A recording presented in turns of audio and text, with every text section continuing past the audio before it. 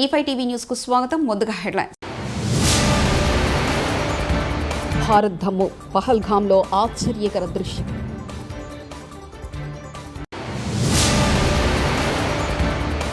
భారత్ జోలికి ఎవరైనా వస్తే మటాష్ అయిపోతారు సీఎం చంద్రబాబు.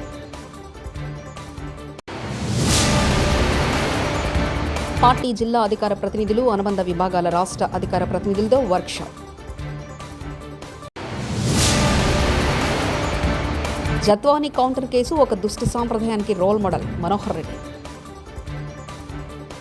26 మంది ప్రాణాలను బలిగొన్న విధ్వంసర ఉగ్రవాద దాడి జరిగిన కొన్ని రోజుల తర్వాత పహల్గామ్లో ఎవరు ఊహించిన దృశ్యం ఆవిష్కృతమైంది. భారీ సంఖ్యలో పర్యాటకులు జమ్మూ కాశ్మీర్లోని పహల్గామ్ లోయకు చేరుకున్నారు. అక్కడ క్రమంగా టూరిస్టుల సంఖ్య సాధారణ స్థితికి చేరుకుంటుంది. మునుపటితో పోలిస్తే పర్యాటకుల సంఖ్య కొంత తగ్గినప్పటికీ ఈ ప్రాంతం మరోసారి దేశీయ అంతర్జాతీయ సందర్శకులతో అలరారుతుండడం విశేషం. ప్రధానమంత్రి నరేంద్ర మోదీ అమరావతి రాజధాని పునర్నిర్మాణ పనులు ప్రారంభోత్సవానికి విచ్చేస్తున్న నేపథ్యంలో మచిలీపట్నంలో మంత్రులు, ఎమ్మెల్యేలు మీడియా సమావేశం నిర్వహించారు. మచిలీపట్నం కలెక్టరేట్లో ప్రధాని పర్యటన ఏర్పాట్లపై మంత్రులు వంగలపూడి అనిత, కొల్లు రవీంద్ర, జనార్దన్ రెడ్డి, వాసంశెట్టి సుభాష్ జిల్లా ఎమ్మెల్యేల సమీక్ష నిర్వహించారు. ఈ సందర్భంగా మంత్రులు కొల్లు రవీంద్ర, వాసంశెట్టి సుభాష్, బీసీ జనార్దన్ రెడ్డి మాట్లాడుతూ మే 2న జరిగే అమరావతి నిర్మాణ పునఃప్రారంభ పనులకు ప్రధాని నరేంద్ర మోడీ శంకుస్థాపన చేయనున్నారని తెలిపారు. హైదరాబాద్లో 14 నెలల్లో హైటెక్ సిటీ పూర్తి చేశాం. భవిష్యత్తు అంతా ఐటీదేనని అప్పట్లో పిలిపించానని ముఖ్యమంత్రి చంద్రబాబు నాయుడు అన్నారు. సోమవారం విట్ కాలేజ్లో వి లాంచ్ ప్యాడ్లో 2025 స్టార్టప్ ఎక్స్పో కార్యక్రమంలో ఆయన పాల్గొన్నారు. ఈ సందర్భంగా Mahatma Gandhi block, V V Giri block, Durgabai Deshmukh block నూతన భవనాలను ఆయన ప్రారంభించారు. ఈ సందర్భంగా సీఎం చంద్రబాబు మాట్లాడుతూ ప్రపంచంలో ఎక్కడికెళ్లినా భారతీయులు ఉంటారని, అందులో అగ్రస్థానంలో తెలుగువారు ఉంటారని అన్నారు. తెలుగు వాళ్ళ జనాభా 5%, ఐఐటీలో సీట్లు మాత్రం 20% మనోలవి అని వ్యాఖ్యానించారు. భవిష్యత్తు ఏ విధంగా ఉంటుందో ఆలోచిస్తే ఆ రోజు నాకు అనిపించింది ఐటీకి భవిష్యత్తు ఉంది, అందిపుచ్చుకోవాలనే ఉద్దేశంతో నేను ఆ రోజు ప్రారంభించాను. కనీసం ఈరోజు ఇక్కడికి వస్తే ఒక విట్ ఉంది, ఒక ఎస్ఆర్ఎం ఉంది, అనేక కాలేజీలు ఉన్నాయి. ఆ రోజు ఇవన్నీ కూడా ఏమీ లేవు. హైదరాబాద్లో ఏ విధంగా టెక్నాలజీ ప్రమోట్ చేయాలని బ్రెయిన్ స్టార్మింగ్ పెడితే ఆ రోజు ఒక ఆలోచన వచ్చింది. ఆ ఆలోచనలో పుట్టిందే హైటెక్ సిటీ. 14 నెలల్లో హైటెక్ సిటీ పూర్తి చేశాం. ఐటీకి ప్రాధాన్యత ఇచ్చాం. ప్రపంచంలో ఉండే కంపెనీస్ అన్నీ తీసుకొచ్చాం. మన తెలుగు వాళ్ళైతే నేను ఒక మాట చెప్తే చూసి రమ్మంటే చూసి రావడమే కాదు, కాల్చి పని చేసుకొని తిరిగి వస్తున్నారు తప్ప ఎక్కడా వెనకబడరు. ఆ రోజు నేను ఒక పిలిపిస్తే తల్లిదండ్రులకు ఒక పిలిపించాను. భవిష్యత్తు ఐటీది, మీ పిల్లల్ని బాగా చదివించండి. మీరు ఎంత ఆస్తి ఇచ్చారనేది ముఖ్యం కాదు, మీరు బాగా చదివిస్తే మీరు. కేసీఆర్ కన్నుపడడం వల్లనే ఎస్ఎల్బీసీ టన్నెల్ కూలిపోయి పనాగిందని మంత్రి కోమటిరెడ్డి వెంకటరెడ్డి, నేను, ఉత్తమ్ కుమార్ రెడ్డి, రాజగోపాల్ రెడ్డి, రఘువీరెడ్డి అనుకుంటే నిన్నటి కేసీఆర్ సభ కంటే డబుల్ జనాలతో సభ పెడతామంటూ మంత్రి కోమటిరెడ్డి వెంకటరెడ్డి వ్యాఖ్యానించారు. ఇలా దీంతో డబల్ మీటింగ్ పెడతాడు. ఎస్ఎల్బీసీ సొరంగం అడగగానే నన్ను అమెరికా పంపించి ముఖ్యమంత్రి గారితో మాట్లాడి ఆ మిషన్ బేరింగ్ పార్ట్ కూడా తెప్పించడం జరిగింది. అది వచ్చి ఇప్పుడు ఫిట్ అవుతున్నది. అటు సైడ్కి వెళ్ళి స్టార్ట్ చేసాం. ఆ దురదృష్టవస్తుడు, ఆ దురదృష్టం ఎందుకంటే 10 ఏళ్ల కింద ఆగిపోయింది. ఎవరు కన్నుపడ్డదో ఏం పడ్డదో ఆఖరికి కేసీఆరే కన్నుపడ్డట్టుంది. అది కూలిపోయి దరిద్రం, అది ఆ పని ఆగిపోయింది. ఆ దరిద్రుడు బ్రాహ్మణ వెల్లి ప్రాజెక్టు 1,00,000 ఎకరాలు ఇవాళ ఉత్తమ్ కుమార్ రెడ్డి గారు, రేవంత్ రెడ్డి గారు అడగగానే దానికి నిధులు చేసి ల్యాండ్ ఎక్వేషన్ చేసి కొన్ని చెరువులు నింపుకున్నాం. నల్గొండ జిల్లా కలెక్టర్ చాలా సమర్థవంతంగా విధులు, నిధులు నిర్వహిస్తుంది. మంత్రి ఉత్తమ్ కుమార్ రెడ్డి రోజుకి 24 గంటలు పనిచేస్తున్నాం. ప్రమాణ స్వీకారం చేసిన రోజు నుంచి ఇప్పటివరకు 1 గంట కూడా సెలవు తీసుకోకుండా రోజుకి 24 గంటలు పనిచేస్తున్నామంటూ మంత్రి ఉత్తమ్ కుమార్ రెడ్డి అన్నారు. పదవి ఈ ప్రభుత్వంలో ఏదో లగ్జరీ కోసమో ఏదో సుఖంగా బతకడానికి కాదు. నేను మీ ఉత్తమన్నగా ఈ సభాముఖంగా మనం చేస్తున్నా, ప్రమాణ స్వీకారం తర్వాత ఒక్క రోజు కానీ 1 గంట కానీ సెలవు తీసుకోలేదు. 24 గంటలు 365 రోజులు తెలంగాణ ప్రజలకి, ప్రత్యేకంగా ఉమ్మడి నల్గొండ జిల్లా ప్రజలకి ఏ విధంగా ప్రభుత్వం ద్వారా మెరుగైన సేవలు అందించాలో నిరంతరం కష్టపడుతున్నాం, కృషి చేస్తున్న విషయం కూడా ఈ సభాముఖంగానే మనం చేస్తున్నాం. నల్గొండ జిల్లా కలెక్టర్గా చాలా సమర్థవంతంగా తమ నిధులు నిర్వహిస్తున్న మరి జిల్లా కలెక్టర్ ఈలా త్రిపాఠి గారు. పాకిస్తాన్ను హెచ్చరించిన అసదుద్దీన్ ఓవైసీ పాకిస్తాన్ ఐఎస్ఐఎస్ లాంటిదని, పాకిస్తాన్ అమాయకులను చంపితే ఏ దేశం మౌనంగా ఉండదు. పాకిస్తాన్ ఉగ్రవాదులు నా భారతదేశంలో అమాయకులను చంపేశారు. పాకిస్తాన్ దగ్గర అణుబాంబులుంటే మేం భయపడమంటూ అసదుద్దీన్ ఓవైసీ వ్యాఖ్యానించారు. चाहे हुकूमत किसी की भी हो, मगर इस तरह से आकर हमारी भारत की सरजमीन पर हमला करना और मजहब पूछकर किसी को गोली मारना, तुम कौन से दीन की बात कर रहे? तुम तो खवारिज से बदतर हो, तुम तो आईसिस के जानशीन हो जो हरकत की. రజతోత్సవ సభకు భూములు ఇచ్చిన రైతులకు ప్రత్యేక ధన్యవాదాలు. సభకొచ్చే ప్రజల కోసం పొలాలు గట్లుపోయినా, పొలాలు దెబ్బతిన్నా తిరిగి బాగు చేస్తాం. బీఆర్ఎస్ ఎమ్మెల్సీ పోచంపల్లి శ్రీనివాసరెడ్డి. కాలువలు కానీ ఏమైనా ఇబ్బంది అయితే ఖచ్చితంగా అవన్నీ కూడా రీస్టోర్ చేసే బాధ్యత మా ముగ్గురిది. ఖచ్చితంగా మేము సతీష్ బాబు నలుగురిది. మేము ఖచ్చితంగా వాటిని ఏదైతే అక్కడ ఇబ్బంది జరిగిందో వాటిని నార్మల్గా తీసుకొచ్చేంత వరకు మా సభ అయిపోయింది, సక్సెస్ అయింది, మా పని అయిపోయిందని మేము అనుకునే అది లేదు. ఖచ్చితంగా అక్కడ మళ్ళీ పాత పొలాలు ఎలా ఏ విధంగా ఉండేనో ప్రతి పొలం గెట్టు మొత్తం మళ్ళీ నార్మల్ అయ్యేదాకా మళ్ళీ మాదే బాధ్యత. మేము ఖచ్చితంగా అవి చేస్తాం. మీరు సహకరించిన రైతులందరూ కూడా ధన్యవాదాలు, పేరు పైన ధన్యవాదాలు చెప్తున్నాం. కాదంబరి జత్వానితో కూటమి ప్రభుత్వం పెట్టించిన తప్పుడు కౌంటర్ కేసు దేశంలో ఒక దుష్ట సాంప్రదాయానికి రోల్ మోడల్గా మిగిలిపోతుందని వైఎస్ఆర్సీపీ లీగల్ సెల్ అధ్యక్షుడు ఎం మనోహర్ రెడ్డి మండిపడ్డారు. తాడేపల్లిలోని ఆ పార్టీ కేంద్ర కార్యాలయంలో మీడియాతో మాట్లాడుతూ అధికార దుర్వినియోగానికి కేసు పరాకాష్ఠగా మారిందని ఆగ్రహం వ్యక్తం చేశారు. న్యాయస్థానాల్లో మెజిస్ట్రేట్ ముందు ఏనాడు పోలీసులపై ఫిర్యాదు చేయని జత్వానితో 7 నెలల తర్వాత కూటమి ప్రభుత్వం కావాలని పిలిపించి తప్పుడు ఫిర్యాదు చేయించిందని, దేశంలోనే ఇటువంటి కౌంటర్ కేసు ఇదే మొదటిదని అన్నారు. మద్యంతో సంబంధం ఏముంది, లేకపోతే ఏదైనా విజిల్ బ్లోయరా, లేకపోతే అతని నేపథ్యం ఏంటి, ఇవన్నీ కూడా ఎవరికి తెలియదు. ఆయన రిజిస్టర్ పోస్ట్ ద్వారా ఢిల్లీ స్కామ్ కంటే ఎక్కువ స్కామ్ ఇక్కడ జరిగింది అని తెలుస్తూ ఉంది. కాబట్టి దీనిపైన విచారణ జరపండి అని ఒక లెటర్ రాస్తే ఎవరికి excise department, revenue and excise డిపార్ట్మెంట్కి లెటర్ రాస్తే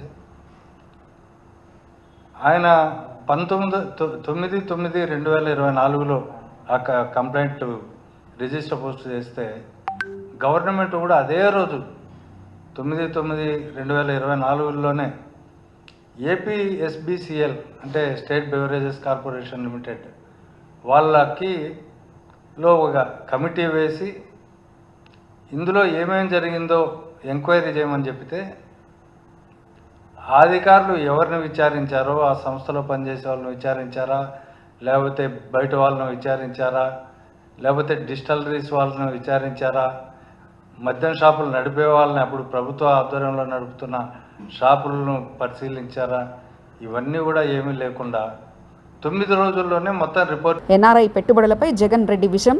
Swachhandhra corporation chairman Kommareddy Pattabhiram media సమావేశం. విశాఖపట్నాన్ని రాష్ట్ర రాజధానిని చేస్తా, అది చేస్తా, ఇది చేస్తా అని చెప్పి పూర్తిగా దోచుకు తిని కొన్ని వందల వేల ఎకరాలు చుట్టుపక్కల అతని బినామీలు కబ్జాలు చేసి పూర్తిగా విశాఖని, ఉత్తరాంధ్రని సర్వనాశనం చేస్తే ఈ రోజున చంద్రబాబు నాయుడు గారు అధికారంలోకి వచ్చిన దగ్గర నుంచి కూడా మళ్ళీ ఉత్తరాంధ్ర ప్రాంతాన్ని నిలబెట్టే ప్రయత్నం చేస్తూ ఉన్నారు. అనేక కంపెనీలు అక్కడికి తీసుకొస్తూ ఉన్నారు.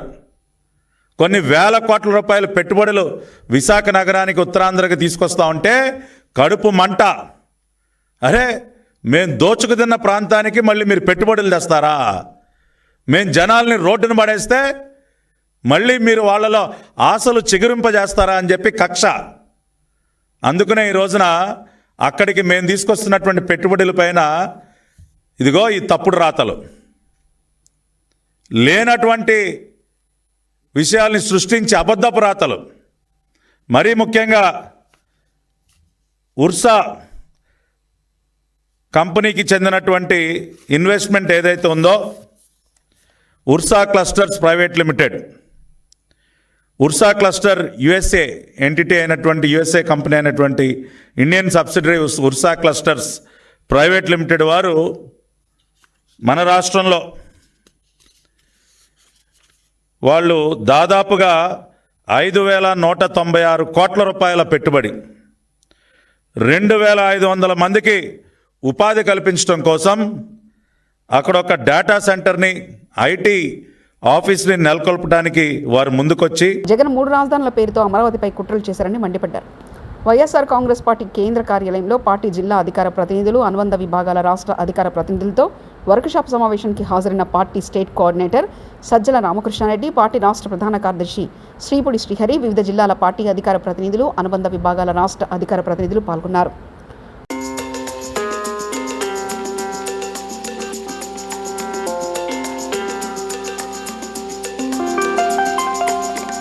సంగారెడ్డి జిల్లా హత్నూరా మండల కేంద్రంలో భూభారతి అవగాహన సదస్సు కార్యక్రమంలో పాల్గొన్నారు. తెలంగాణ రాష్ట్ర అటవీ, దేవాదాయ, ధర్మాదాయ, పర్యావరణ శాఖ మంత్రి Konda Surekha, TGIII chairman Nirmala Jaggareddy, Medak MP Raghunandan Rao, జిల్లా కలెక్టర్ క్రాంతి వల్లూరు, సంబంధిత అధికారులు పాల్గొన్నారు.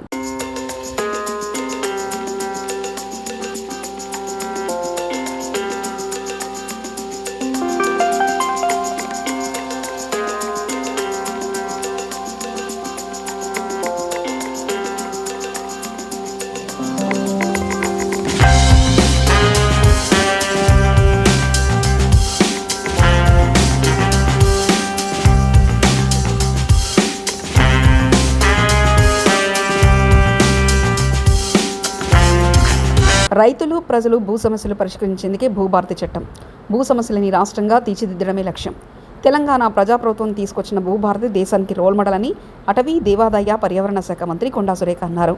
సోమవారం హత్నూరా మండలంలోని మంగపూర్ గ్రామంలో ప్రైవేట్ ఫంక్షన్లో భూభారతి అవగాహన సదస్సుకు అటవీ, దేవాదాయ, ధర్మాదాయ, పర్యావరణ శాఖ మంత్రి కొండా సురేఖ, మెదక్ ఎంపీ రఘునందన్ రావు, పట్టభద్రుల MLC Anjareddy, TGIIC chairman Nirmala Jaggareddy, జిల్లా కలెక్టర్ క్రాంతి వల్లూరులతో కలిసి పాల్గొన్నారు. అందించడానికి రెవెన్యూ యంత్రాంగం మీదనే రెస్పాన్సిబిలిటీ అనేది కూడా పెట్టడం జరిగింది. అలానే నిషేధిత జాబితాలో ఎవరైనా పాస్బుక్స్ పొందినట్లయితే భూభారతి పోర్టల్లో మీరు కంప్లైంట్ చేయొచ్చు. CCLA గారికి అవి సరిచేసే అధికారం ఇవ్వడం జరిగింది. ఈ విధంగా ఏవైతే క్షేత్రస్థాయిలో రైతులు ఎదుర్కొంటున్న సమస్యలు ఉన్నాయో అవన్నీ కూడా ఏడాది కాలం పాటు పరిశీలించి వాటన్నింటినీ కూడా పరిష్కారం చూపించే విధంగా కొత్త చట్టం ఏర్పాటు చేశారు. రైతులందరూ కూడా ఈ కొత్త చట్టాన్ని అర్థం చేసుకొని అవగాహన పెంచుకొని మీరు సద్వినియోగం చేసుకుంటారని కోరుతున్నాను. అలానే రెవెన్యూ యంత్రాంగం కూడా దేశం మొత్తం కేసీఆర్ బహిరంగ సభ వైపు చూస్తుంది. దేశ రాజకీయాల్లో రజతోత్సవ సభ నిలిచిపోవడం ఖాయం. బీఆర్ఎస్ పార్టీ 25వ రజతోత్సవ సందర్భంగా సంగారెడ్డి పట్టణం మల్కాపూర్ గ్రామంలో బీఆర్ఎస్ పార్టీ జెండా ఎగురవేసిన సంగారెడ్డి జిల్లా బీఆర్ఎస్ పార్టీ జిల్లా అధ్యక్షులు MLA Chinta Prabhakar. BRS party 25వ రజతోత్సవ సభకు సంగారెడ్డి నియోజకవర్గం నుంచి పెద్ద ఎత్తున బయలుదేరడం జరుగుతుంది. కేసీఆర్కు తెలంగాణకు పేగుబంధం, చావు నోట్ల తలపట్టి ప్రత్యేక తెలంగాణ సాధన కోసం కృషి చేసిన వ్యక్తి కేసీఆర్.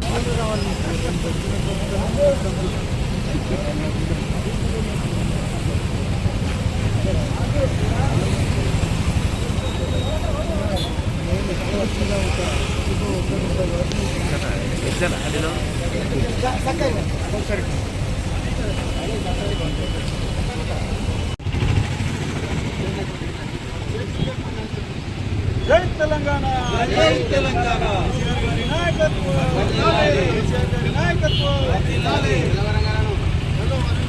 వరంగల్ లక్షలాదిగా వచ్చిన ప్రజలు సభను విజయవంతం చేసిన అందరికీ పేరువేరిన కృతజ్ఞతలు తెలియజేసిన మాజీ chief whip BRS party Hanamkonda జిల్లా అధ్యక్షులు దాస్యం వినయభాస్కర్. ఆయన మాట్లాడుతూ 60 సంవత్సరాల తెలంగాణ కళను సాకారం చేసింది కేసీఆర్. దేశంలోనే తెలంగాణను అన్ని రంగాల్లో అగ్రగామిగా నిలిపింది కేసీఆర్. లక్షలాదిగా వచ్చిన ప్రజలు సభను విజయవంతం చేసిన అందరికీ పేరున కృతజ్ఞతలు తెలిపారు. 14 ఏళ్ల పాటు తెలంగాణ అంతా తిరిగారు. అనువనున క్షుణ్ణంగా తెలుసుకున్న వ్యక్తి. 10 ఏళ్ల పాలనలో తెలంగాణను అన్ని రంగాల్లో దేశాన్ని అగ్రభాగాన నిలపడం జరిగింది.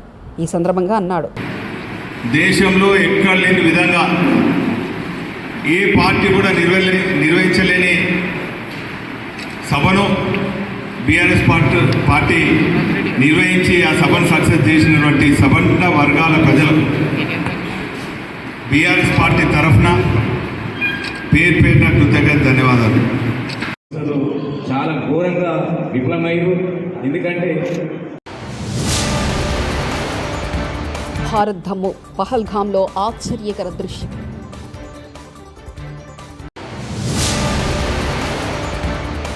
భారత్ జోలికి ఎవరైనా వస్తే మటాష్ అయిపోతారు సీఎం చంద్రబాబు.